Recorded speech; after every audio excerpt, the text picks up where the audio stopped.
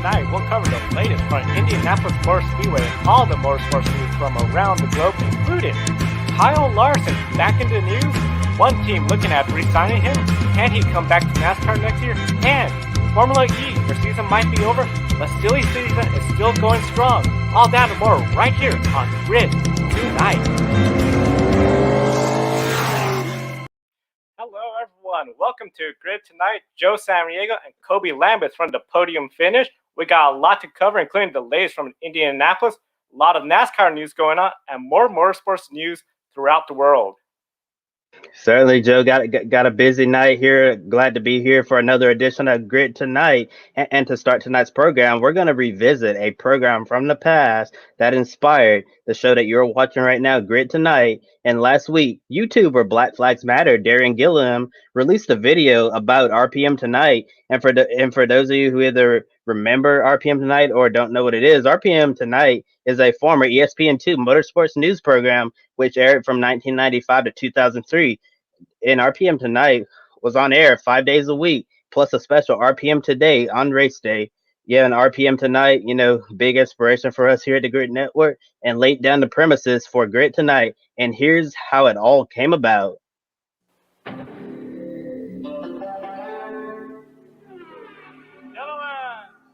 That was the entrance race fans always enjoy hearing. RPM Tonight, hosted by John Kernan, along with many other ESPN notables, including Stuart Scott, always greeted race fans nightly.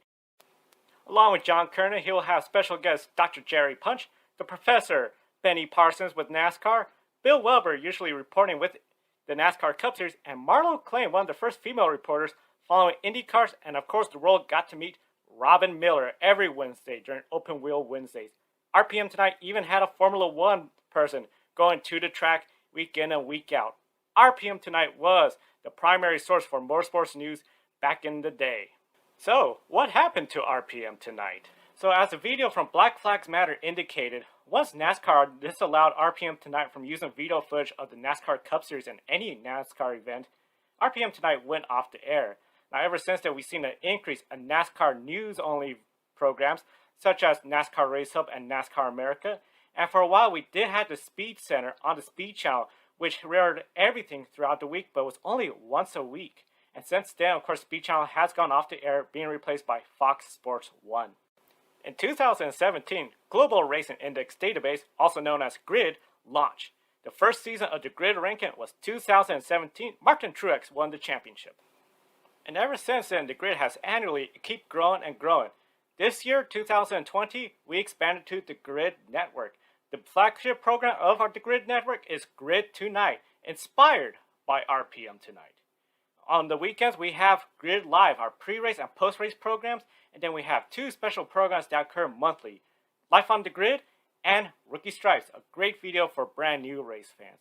So we definitely encourage everyone to follow the Grid Network and continue to support us as we grow and expand to bring you the best motorsports news, journalism on the internet. Joe Samaniego from the Grid Network. Now, Joe, Grid Tonight was your idea. And overall, what are some of the big goals you have for the Grid Network and Grid Tonight? So some of the big goals we have for the Grid Network and Grid Tonight is we definitely want to expand our programming and our reach to everyone. Of course, we are live streaming on YouTube, Facebook, and Periscope, Twitter. So we're definitely excited to be available for everyone to watch. And of course, we want all race fans, not just NASCAR, not just IndyCar, but a global community of race fans, because we all enjoy car racing. Some of the big things, of course, we want to expand Grid Tonight to become nightly. We'll love to be 5 days a week. We love to be out at the racetrack, especially for our pre-race and post-race programs. We'll love to be there with the fans, sharing the excitement for the upcoming races. So definitely we have a lot of potential and growth. And the big thing is just making sure that we do it in a sustainable way so we don't overwork ourselves and burn ourselves out. Yeah, definitely. You bring up a good point there. Definitely don't want to overwork ourselves or burn ourselves out. And hey, there's our friends from Formula E Zone right there in the chat. Glad to have you there, Jack and the entire team. Great people over there, Formula E Zone. And we know for YouTube to monetize a channel, you need to have over 1,000 subscribers and 4,000 public watch hours. And Joe, can you explain to the fans how they can help us at the Grid Network achieve all of the goals and dreams that you just mentioned? So the most efficient way to help us achieve all the goals and dreams we have is to sign up for our Patreon page. With that said, I know with everything going on globally, we all got to take care of ourselves. That includes me, myself as well. Last 8 months, I've been unemployed, but I've been able to focus more time on the Grid Network. Any contribution to our Patreon page, we are dedicated to you. We are transparent. We have a business license. We will show where your money is being spent. We are dedicated to you, the viewers, to bring you the best motorsports journalism globally. With that said, if you're unable to do so, simple way, subscribe to our YouTube channel. Share our programming with any members of the motorsport communities that you're friends with. We want motorsport fans from everywhere. Formula E Zone, another great channel. We work with them. We want to work with more channels in the future and bring you all the greatest racing coverage from around the globe. Yeah, definitely.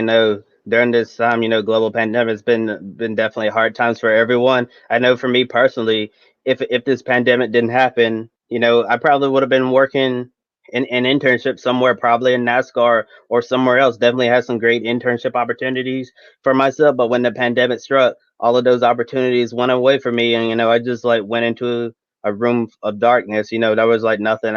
There was nothing out there for me at the time, and I just spent months in idle doing absolutely nothing, and feeling bad because it felt like my future, it was over. But and then here came Joe, reached out to me about wanting to put together a great program, and at first I was really unsure about it, and decided to wait a while, and then Joe reached out to me again and decided to give it a try, and here we are, definitely excited to continue working with Joe, building a relationship between the Grid Network and the PodiumFinish.net as we work really hard to try to bring the best motorsports programs that we possibly can for you out there, and we definitely appreciate all of the support out there from our viewers and fans. Definitely, we love all the support from all our viewers, fans out there. Be sure to mention, give us a little, tell us where you're watching from. Talk to us in the chat room. We'd love to answer your questions, hear what you have to say as well as we continue reporting and bringing you more motorsports coverage. Now, going back to the news, one of the big news that came out today came from, of course, NASCAR world, and particularly what Tony Stewart said. Matt Myers from CBS reported that Tony Stewart and him had an interview in which Tony Stewart spoke very highly about Kyle Larson, talked about his success in sprint cars, especially this year after he's been, of course, suspended.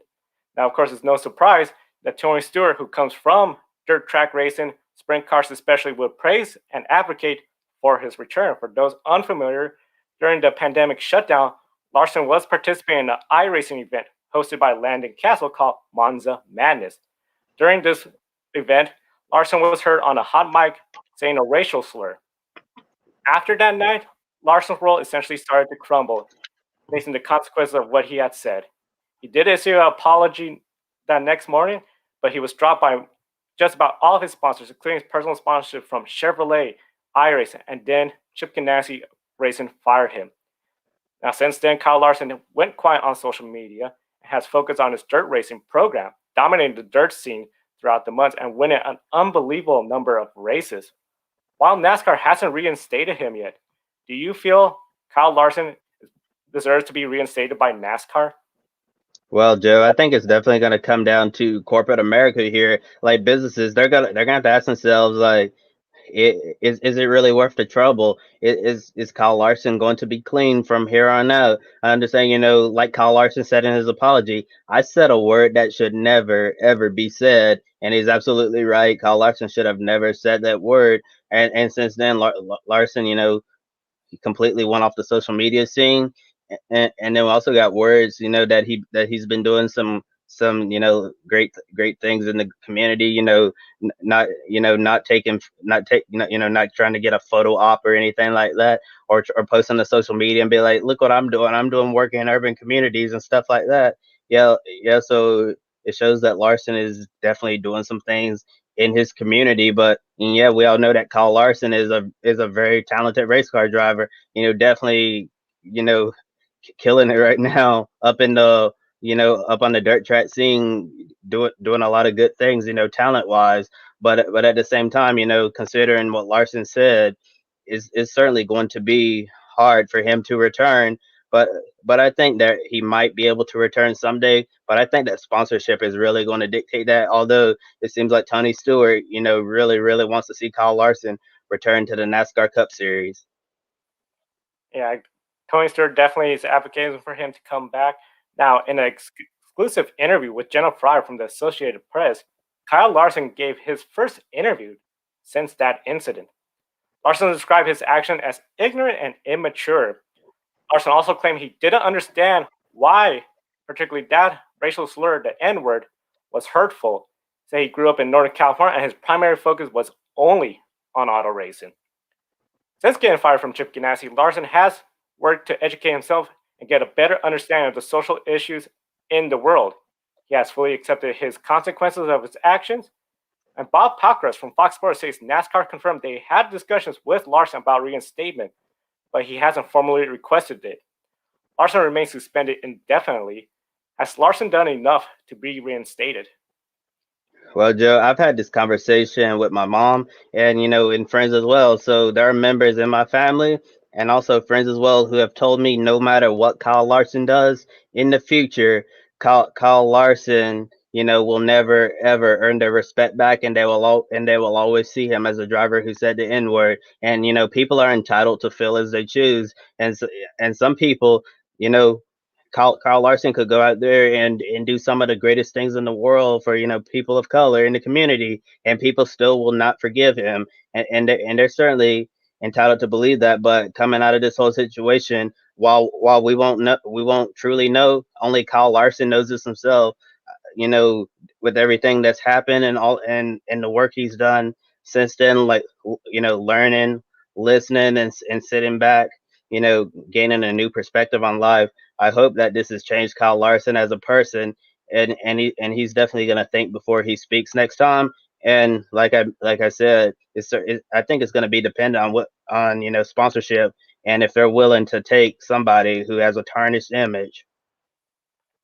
Yeah, you brought up a lot of good points. One of the big things I think that came across that he has really learned from this experience was he was in Minnesota prior to the death of George Floyd, and he was there during and afterwards. He said, and this is what really got me in that interview was he now realizes the privileges he has that many don't have. He has a better sense of empathy of those that are struggling against the injustices currently in the United States. I truly see where he has learned, and as Bubba Wallace even said, a second chance. We are a country of second chances. The big thing, of course, NASCAR, they're going to make the final decision. And of course, there's a lot of media that don't follow NASCAR all the time. When Kyle Larson comes back, there's going to be those headlines from those media sources. Kyle Larson returns after that incident on Easter Sunday online, after he said the racial slur. So it's definitely going to be haunting him. The big thing, it does seem like Kyle Larson has improved as a person. So it's definitely going to be something where if he can make the case to NASCAR and NASCAR reinstates him, it's about giving a second chance. I know first time on Grid Tonight when we discussed this, I had mentioned that a race car driver is essentially an ambassador to a sport. When you wear that fire uniform and you have the sponsors, the companies that all invested time and money and effort into you, you represent them and you represent racing as a whole in and away from the track. This is definitely an opportunity for Kyle Larson to get that responsibility back and not drop the ball and prove he is worthy of that chance. Now, switching over to Indianapolis 500 coverage. Of course, the Indianapolis 500 is going to be Sunday at Indianapolis Motor Speedway. Indy Star reporter Nathan Brown had an exclusive interview with Roger Penske. Helio Castroneves, a lot of speculation around his future, and that is still up in the air. However, it was confirmed that it may not be his last Indy 500 with Roger Penske. The two of them have a great working relationship together. He doesn't see that just ending after this year. So that's really exciting. But the big thing, all three of his full-time drivers, Will Power, Simon Pageant, and Joseph Newgarden, will be back at Penske next year. So this leaves the question, what about Scott McLaughlin from the Virgin Australian Supercar Series? He was reported to come into the IndyCar Series next year. In fact, Dick Johnson, co-owner of Scott McLaughlin's car team in the Supercar, said he will not be back in 2021. Kobe, when it comes to Scott McLaughlin and Roger Penske, will Penske enter a fourth team full time? I think it's too soon to tell whether or not if Roger Penske is going to enter a fourth car, but they certainly have the people to do it now because it was previously reported that Acura Team Penske, you know, is not going to be around anymore. Acura and Team Penske going to be going their separate ways, so Team Penske is going to have the people from the sports car program that's currently helping Helio Castroneves' current Indy 500 effort. They'll have those people around, so if they can find the sponsorship, they certainly have the people who can come over from sports car racing, and they can certainly plug in. And before the pandemic, it seemed like Scott McLaughlin was going to run part-time over here this year, flying back from Australia and the United States to race in IndyCar. And it would not surprise me, at least if we see Scott McLaughlin compete in select races next year with Team Penske, because when we had the preseason training before the pandemic at COTA, Scott McLaughlin impressed a lot of people, and I'm sure that Scott McLaughlin, I think we're definitely going to see him in IndyCar racing at some point.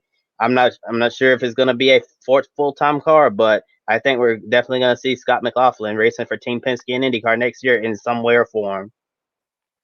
He'll be definitely with Team Penske. Either was a full time effort, most likely for sure at least Indianapolis 500. He was originally scheduled for the road course race, but of course the pandemic has changed everything. Now we do have a question from a viewer since we are discussing Indianapolis 500, and that question came from Formula E Zone. Was Marco Andretti's pole unexpected? Kobe, I'll let you start off with this question. When it came to Marco Andretti, of course, he took the pole for Sunday's race. Was that a surprise to you, or did you expected it? To be honest, I did not expect to see Marco Andretti sitting on the pole for the Indy 500, but certainly, after, the past several years haven't really been good to Marco at all, and this is definitely a great thing for not just Marco, Father Michael and Grandfather Mario, the entire Andretti family. I know we talk about the Andretti curse a lot, where things seem to go well for the Andrettis until you know until it doesn't. I know Jeff Gluck from the Athletics use this as an example. With Clint Boyer, Clint Boyer, when he has a really good race, he said Clint Boyer and the piano is kind of like the Andretti's and the piano. Andretti's do well at Indy, things seem to be going extremely well, and then the piano comes and crushes them. And definitely for Marco Andretti, I'm sure that this is definitely going to boost his confidence heading into the Indy 500, and it would not surprise me if Marco Andretti is finally able to lift the Andretti curse this year by winning in the month of August. Yeah, hopefully the piano doesn't fall on the month of August for the Andretti family. For all our viewers, of course, we will be doing special coverage of the Indianapolis 500 along with our Grid Live program on Saturday, special Sunday Grid Live pre-race Indianapolis 500, 12 noon Eastern. So be sure to tune in. And for any fans, subscribe to the Grid Network so that way you get updates and notifications once we go on the air with Indy 500 programming. Definitely excited for covering the Indy 500 this year. Always a wonderful event to cover. And now shifting to one of our main focuses tonight, talking about racing. During the pandemic, the 2020 racing season is in full swing right now with most series up and running. The dates are different. Like the Indy 500 is this Sunday. In the month of August. It's really crazy that we're not having the Indianapolis 500 in the month of May, and the 24 Hours of Le Mans, which is usually in June. It's going to be next month, September. And a lot of places right now, all over the world, they're racing behind closed doors with empty stands with the fans watching from home. Yeah, but with the pandemic still going on, many racing series are still looking to end that time. And so far, Formula E has completed their season. They did 6 races in 9 days in order to save the current season. And Antonio Felix Acosta ended up winning the championship. And the NASCAR Cup Series will be back to their pre-pandemic schedule after the Dover doubleheader this weekend. They're gonna have the final race before the playoffs at Daytona next weekend, and then the 10 playoff races as scheduled. So NASCAR, at the moment, everything's gonna is scheduled to run as it was, set at the beginning of the season. And after the Indianapolis 500, there are only 5 scheduled races for the remainder of the 2020 NTT IndyCar Series season. But with the Mid Ohio doubleheader expected to return to the calendar in September, that's going to bring the total back to 7 races remaining. And Formula One originally had 21 races, and it's now 13. Added 4 new tracks to the calendar, and currently the Australian Supercar Series is having a lot of moving parts right now in their season with several teams working at temporary shops to avoid travel restrictions since the number of virus cases starting to flare up down under. And, with closed borders between provinces, definitely put everyone on notice. And, it's a fluid situation for the supercars. Things are changing week by week. And overall, Joe, how would you rate the response of the motorsports community as a whole when this global pandemic struck us all? Overall, I say positive. The big thing, of course, NASCAR was the first motorsport series to come back. Then we had IndyCar, Formula One, Formula E, and just about every racing series is running, mostly behind closed doors.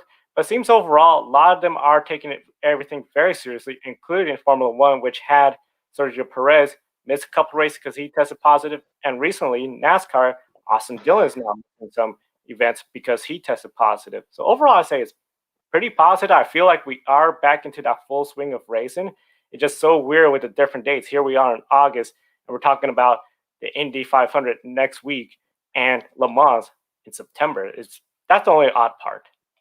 Yeah, I certainly think the motorsports community as a whole, did the best possible job they could given this situation. Nobody could have expected, that a global pandemic would stop racing everywhere in the world. And, during the shutdown, it was some real crazy times. We never expected to be in situations like this, and left many wondering. Like when are we gonna see racing again? Left a lot of people sad and teams wondering how they're gonna pay their bills or like is this going to be the end of my program? Drivers wondering like if their sponsorship is going to walk away because they're struggling financially. But luckily, it seems like most series in the world are up and running right now, and and hopefully they're able to recover financially from this pandemic, so they can keep on racing well into the future. And we discussed during Formula E Fest with Jack about Formula E 6 races in 9 days. Do you think Formula E did the right thing of Formula E Fest in Berlin, one location, in order to prevent everyone from traveling all over the world and potential virus hotspots?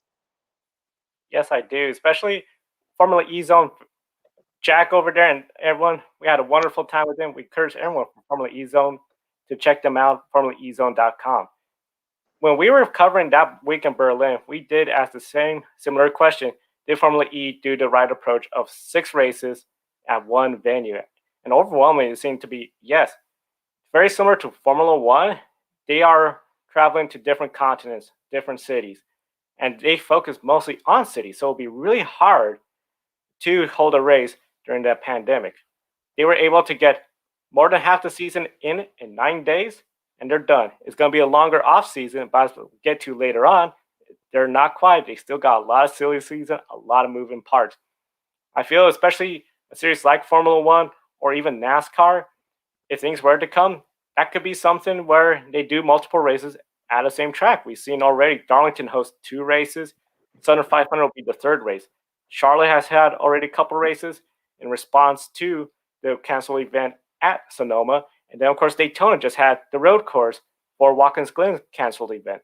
So I definitely feel Formula E did the best thing, and it's something where maybe NASCAR, Formula One may consider if things start to go where they have to do more races at one venue. Yeah, series have been, making some quick changes in response to the global pandemic. And traditionally, changes, happen slowly over time. And, as we're, in this new era of doing things right now, do you think we could see faster changes in the future after the pandemic? Like what are some of the things that you think can be adopted, as we move forward in a post-pandemic world? I think definitely moving forward in the post-pandemic world, we've seen how the series can respond quickly. Especially one of the big things we got was at Indianapolis during the Brickyard 400. We had an IndyCar race. That was a really fun weekend. A lot of people want to see that next year, and I think that is totally reasonable expectation for next year to hope that we see that. We also saw, of course, see the series change their schedule more frequently, including adding new tracks. Formula One has 3 different tracks that were not part of the lineup this year. Maybe we start seeing tracks rotate. Do we really need to go to certain tracks all the time, or could we go there every other year? I think there's a lot of potential. The big thing, of course, is once we get back to normal, and especially seeing the fans at the racetrack, I think that's a big goal for everybody. Yeah, yeah, certainly. It's gonna be interesting to see what type of changes, that that basically series leaders all over the world in motorsports had to make because of the pandemic. I can't wait to see what's going to stick around and what's not. And one of the things that I think that I like to see, especially in the NASCAR world, understand people are upset about no practice, and then before the pandemic, people were like, we practice too much. We need less practice, and since there's no practice now, they're like, we need practice to come back. I think a compromise, would be to maybe have one day shows. I see Adam Stern from the Sports Business Journal reported that some of the teams have requested one day shows for next year in order to save the teams money because of financial losses with the global pandemic that's going on right now. I definitely think one day shows could be a good idea. Maybe like a 45, 60 minute practice session, line up and qualify and go race. But definitely, I think let's practice. From the pre-pandemic where I felt like we practiced too much, 45, 60 minutes. Think that would be a great change. And then the one day shows could have an or even we saw at Pocono could have a triple header with Trucks, Xfinity, and Cup. Yeah, I'm sure the fans would definitely love to enjoy a full day of racing. A full day of racing. That was a lot of fun. Good point with Pocono. Big thing, of course, especially with all the teams, it's saving money and saving costs as well. Now, one of the things that we'll hopefully see IndyCar fans spend a little bit more money is the potential of a brand new IndyCar video game.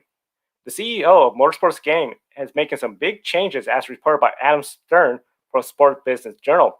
One of them, NASCAR Heat. The name will be dropped for a brand new video game franchise as they start from scratch with the game's brand new software. Motorsports Game is currently in talks with IndyCar about building a brand new video game. Fans have been wanting an official IndyCar video game for years. Do you think IndyCar is long overdue for its own video game?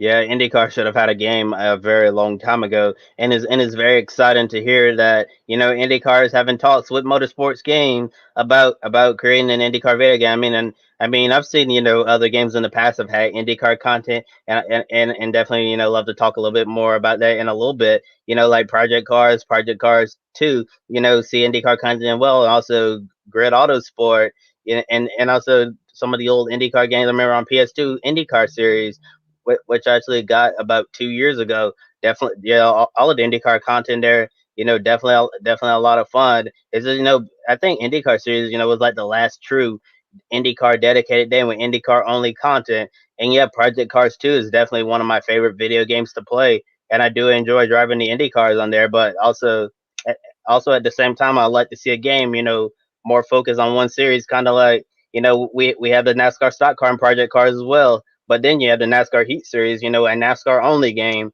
I definitely think that IndyCar would benefit from having an IndyCar only game, and that could definitely be a great way for them to grow their fan base because you got someone at the store, Walmart, and see, they like cars and see that game, they be like, ooh, car racing, and then they get it and play it, fall in love, and then all of a sudden they're an IndyCar fan, and it's really funny, when I've told the story of how I first discovered racing when I was a little boy, and one of the things that really made me fall in love with it was playing NASCAR '06 Total Team Control, and playing that one video game helped me learn so much about the sport, which led to me being very curious about everything going on in the sport. Then I started going to jski.com, NASCAR.com, wa- watching races online, learning more about the drivers and all of that. So I definitely think that having a video game out there could, be a starting point to expanding your fan base. Yeah, that'll definitely be a good way to expand the fan base. Last time I played a standalone IndyCar race was IndyCar Racing 2 when it was made by Papyrus. Of course, those are the same makers that made the NASCAR Racing series that went up to the 2003 season. Now, as you mentioned, the Indy Racing League had a video game called IndyCar Series in the early 2000s. Instead of all oval tracks, then, of course, prior to the merger, the Indy Racing League was primarily ovals, and the kart series was a lot of the road course and the other various courses. Additionally, you mentioned we've seen video games that have IndyCar, such as Project Grid, no affiliation with us, and Project Cars as well. Kobe, you mentioned these games, and you said you play these games and you have the IndyCars. What are your thoughts on the IndyCar content in those games? And if you could be in charge of developing the new IndyCar game, what features would you bring in? Oh well, one at a time. I'm gonna start with the oldest game, IndyCar series for PS2. I definitely although the graphics weren't the best, but but also you have to consider the time it was made. Early 2000s. We've definitely come a long way here. Now in the year 2020, and I definitely think that the content in IndyCar series, if they had better graphics, better software, that they have now, and if they use like the same gist of what that game was, the IndyCar series. I certainly think it could be very successful because you have all your oval tracks, you have the Indy 500. Obviously, they have an Indy 500 only mode, which I think is really cool, where you can practice your car, you can qualify with bump day with the Fairbairn bump. So you have to qualify in on time in the fastest 33, and if you're not fast enough, you go home. Which gives it a real feeling. And then and at times when I've tried to qualify for the Indy 500 on there, I've come really close to being bumped. So like the pressure was real to me, and it was like, oh my gosh, I'm in 28 right now. Like, please don't let these drivers be faster than me. Or I'm gonna be really upset. I'm gonna have to start over. Yeah, so definitely, I think that excitement could definitely be a draw, even if the game was just Indy 500 only mode. But yeah, it was definitely cool seeing all the other oval tracks on there. You have your super speedways from the older days, like Auto Club Speedway in Michigan. Yeah, Michigan. And then you got your short ovals like Phoenix. Then had one from the past, Pikes Peak, and there were some other short ovals as well.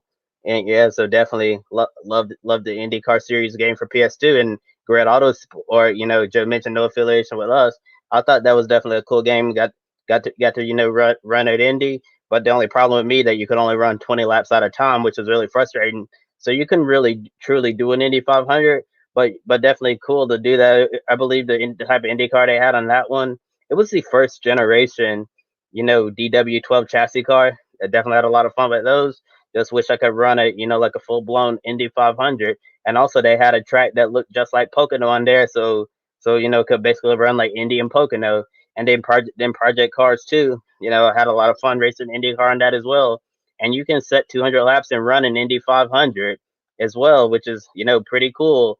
Yeah, and you can also run at other IndyCar tracks. You can run at Laguna Seca, Long Beach, the Indy Grand Prix, Texas Motor Speedway, you know, yeah, and also you can run IndyCar at fantasy tracks as well for the series.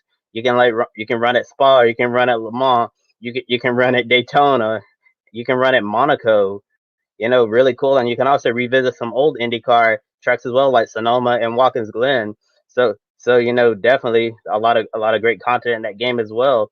But to answer your last question, if I was in charge of developing a new IndyCar game, I definitely think that I look towards trying to focus more on the Indy 500. Try to have an Indy 500 only mode.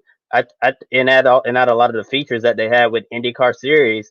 Where you can practice, but instead of practicing by yourself on IndyCar series, I believe practice with everyone, so you can have all of those cars on the track at once and be crazy.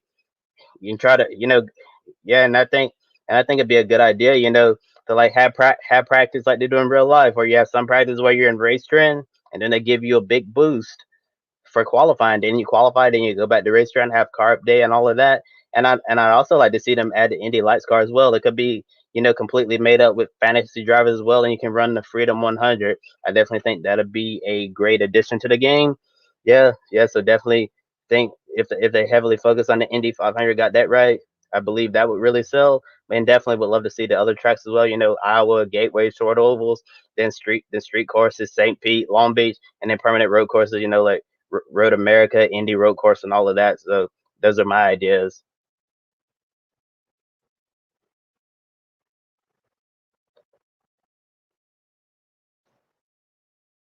Go. It was a lot of fun. The game. The big thing, of course, was with IndyCar Racing 2. That was all Windows 98, so it's been a long time. But definitely, you brought up a lot of good points about having all the tracks, especially Indianapolis 500. I think bump day that'll be a lot of fun. Just the thought of potentially being bumped, that'll be huge. So it's going to be really interesting to see how the developers. And one thing I would personally like to see, I would love to see a legacy mode. We see Formula One, they have the old cars. Go back to the 1990s, the 1980s, and so on. I think that'd be really exciting. And for everyone, especially with Indy cars too, get the hang of and just learn a little bit of the history of the sport.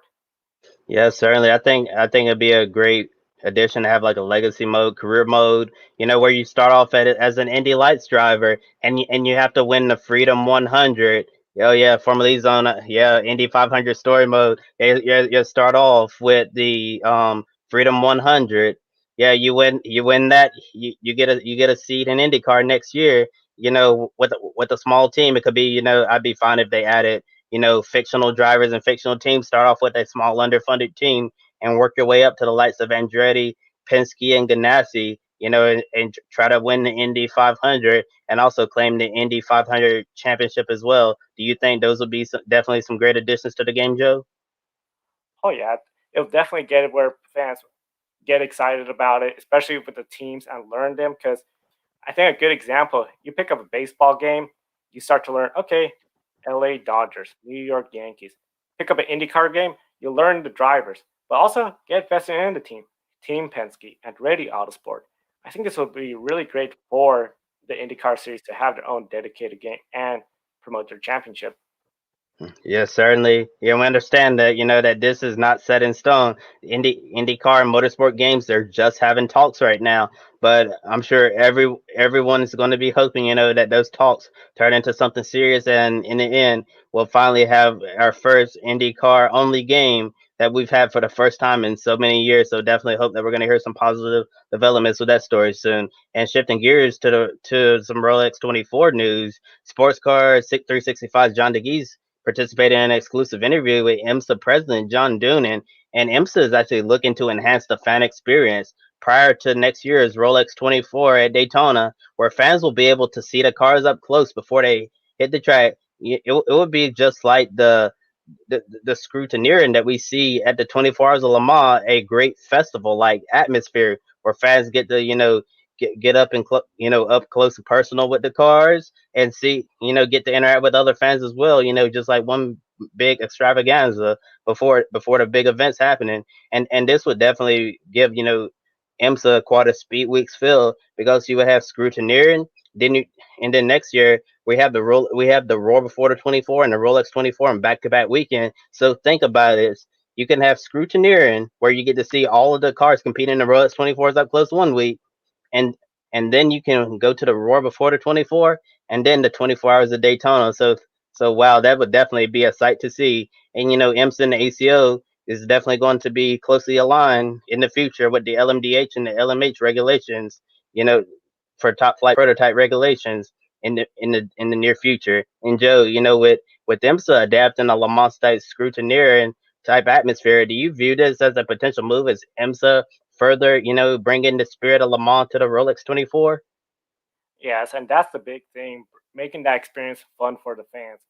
A lot of times, what we're seeing is fans, they want to go even for the experience. Oh, And especially now, we're seeing where folks want to experience a lot more than just the racing. They want to see the race cars up close. So the scrutineering, really exciting stuff. They want a fun atmosphere, especially in an endurance race. I know we've seen the Daytona 24 hours.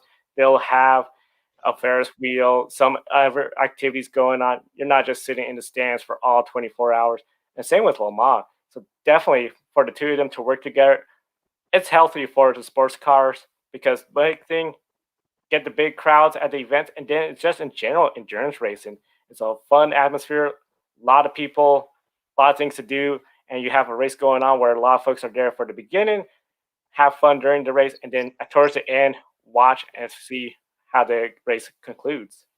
yeah, yeah, definitely love to see Scrutinarian make his way to the Rolex 24. And it seems like in recent years, IMSA and the ACO, there's been a lot of tension between both parties, but they were able to put whatever differences they had aside to come online and come up with LMDH and LMH regulations where you'll finally be able to take the same prototype, put it on a plane. So let's say Toyota's developing hypercar. Toyota, under these new regulations, they would, theoretically, they would be able to take that Toyota hypercar LMH prototype, bring it over to Florida and run the Rolex 24 at Daytona, run Petit Le Mans, and then in return, if we get a Cadillac LMDH, they could put that Cadillac on a plane, fly it over to France, run Le Mans. They could also run the 6 hours of Spa, race at Silverstone, Shanghai.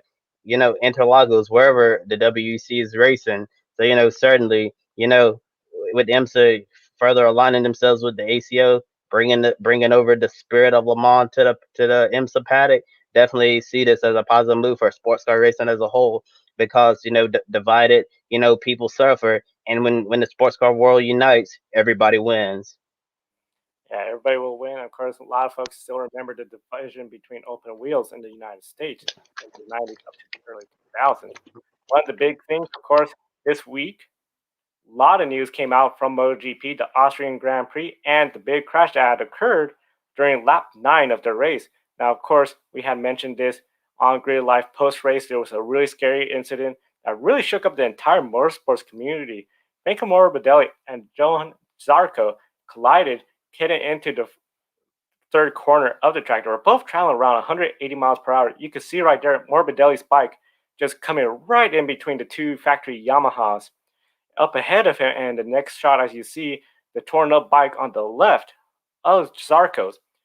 Valentino Rossi said he was covered in oil from that bike that was tumbling in front of him. Now, the big thing, of course, Valentino Rossi did go, spoke to Zarco. Zarco said he did not intentionally try to do that, but still, Valentino Rossi was very critical of the way they were racing each other, calling them too aggressive, braking and changing lanes, entering the braking zone.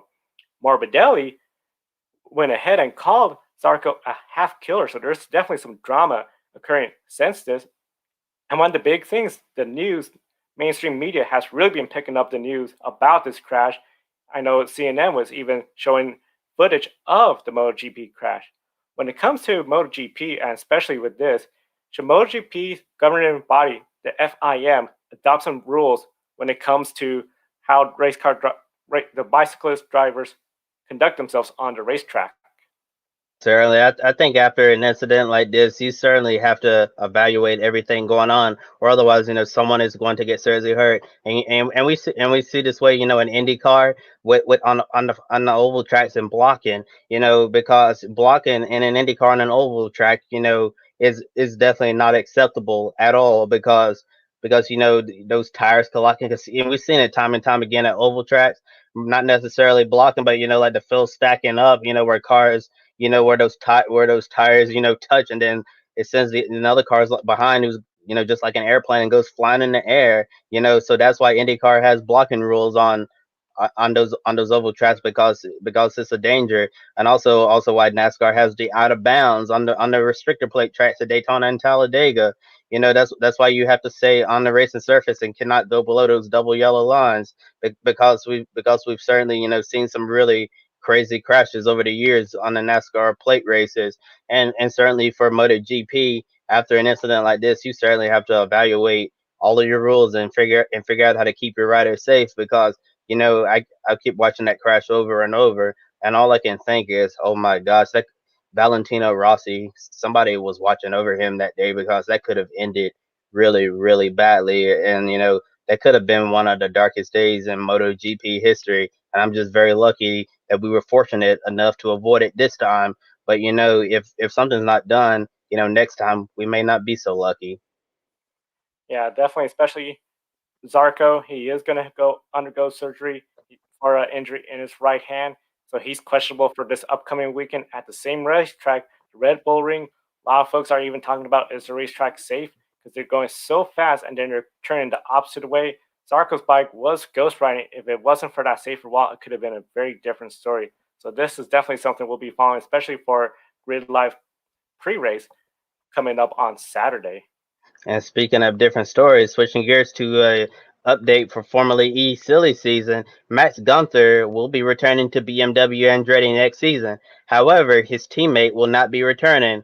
Alexander Sims is out at BMW Andretti, and he's leaving for Mahindra Racing, with Jerome D'Ambrosio departing the team. And Joe, we discussed the potential silly season changes on our Formula E Fest program with Jack from Formula E Zone, and we also mentioned the possibility of BMW evaluating his driver lineup of Sims and Gunther. Yeah, but I'm really surprised, that it happened so fast after the season. I thought, with the long off season, BMW would take some time and come up with a decision later on. But everything happened so fast, right after the season ended. And, when coming up with all of these silly season predictions, remember, with Jack, we were like trying to, making predictions on like what would happen with silly season coming up. But did anyone really have Alexander Sims going to Mahindra? And what do you think the next move is for Jerome D'Ambrosio? I wish we had Jack from Formula E Zone because I know we were just talking about this, especially Sims. I don't think we all saw him going to Mahindra. There was a lot of questions about maybe he wouldn't even be in Formula E. I was a bit more, he could probably stay in Formula E, and I thought maybe with Andretti. To see that Andretti BMW has already made a quick change makes me wonder if maybe during this long pause we had, of course, Formula E didn't have a race for just about 5 months during this pandemic. So maybe there's already some discussions and planning going on. So definitely was a bit of a surprise, but I think at the Formula E side, they all knew what they were planning. What's next for Jerome D'Ambrosio? I wonder if maybe another team will pick up. There's a potential maybe Dragon Speed if they have a potential good car next year. I know we talked about in Formula E Zone, Neo. They got Oliver Turvey. If they get a good powertrain, they could be competitive. And the question is, will Daniel App stay there? Daniel App could bring some additional positive attention to that team. So it's going to be really interesting to see what options are left for Ambrosio, as some of the bigger teams already seem to have their drivers lineup already set. Yeah, definitely. Alexander Sims going to Mahindra. I'm gonna be honest. That completely shocked me when I saw the announcement. I mean, I knew that BMW, probably were gonna evaluate their driver lineup, but I just thought, that Alexander Sims would just be dropping, just continue GT racing with BMW. But to see Alexander Sims leaving the BMW Formula E program and going to Mahindra, I'm not gonna lie, that really shocked me. And then, Jerome D'Ambrosio is going to be on the move. Have no idea where he's going to be going next. Is he going to remain in Formula E, or is he going to go to another discipline? And, there's certainly, going to be some seats available coming up for a new season. And on our Formula E Fest program with Formula E Zone, we did talk about, Formula E seats being high in demand now because, the FIA is going to recognize as a world championship next year. And Formula E is starting to gain a lot of respect around the motorsports world. It used to be a championship where people used to say, "Oh, he didn't make it in Formula One, so he's just going to Formula E because he couldn't cut it with the top dogs in F1." But now people are like, "Yeah, Formula E is a world championships, and people consider it a world championship before the FI is going to recognize it as one." And certainly the series has earned a lot of respect globally, and I think that the best days are ahead for Formula E. Yeah, the best days are definitely ahead for Formula E. It's going to be really interesting to see next year how that season turns out. One of the big news, of course, that came out today too, is for next season, Formula One. The Concord agreement between all 10 teams have been signed. So a little bit of a surprise. We knew there was some discussion about teams that may not partake in the Concord agreement, particularly Haas. One of the big things was they were a bit uncertain about their foreseeable future in Formula One, but they definitely have signed on, so they'll be around. Of course, the agreement is good until 2025, and it covers essentially as well too the big regulations changes that we're going to see in 2022 when we see the new aero kits and regulations for the Formula One teams, and of course the budget salary cap. This is one of the biggest, most significant Concord agreements that we've seen. Kobe, were you surprised to see, especially Haas sign on to the new Concord agreement? Yeah, it definitely caught me off guard because it seemed like that Haas, I was getting the type of vibes that Haas was looking on the way out of Formula One, and to see that Gene Haas signed the agreement to continue in Formula One for the foreseeable future, and it also shows me, that Formula One has been, been doing a lot of things to help the teams. They lost some money during the shutdown, hurting financially and all of that, but in the future, trying to make Formula One more competitive with all of the rule changes coming up, and hopes that Formula One is not going to be just follow the leader. That you're going to see a lot of hard, good racing in the future, and and I'm sure with all of those changes, maybe Gene Haas saw something that be like, hey, maybe if I stick around a little bit longer, I'll finally be able to develop the Formula One program that I know that that I can lead well into the future, and certainly for a lot of for a lot of the people who watch Formula One over here in America who cheer on the home country F1 team. I'm sure they're glad that they're going to have a Formula One team based in the United States, to cheer for a very long time. Yeah, especially having an American-based team, that's really exciting. It's gonna be really interesting to see what changes they do to their driver lineup coming next year in 2021. It's gonna be really interesting to see Formula One, especially with this Concord agreement. Can Mercedes stay on top? Can Ferrari respond back? Of course, we're gonna have the same vehicles next year, but a lot of potential for the Formula One season. Now it's some time for some quick takes. Yeah, and with our first story for quick takes, we mentioned this on the Grid Live post race show.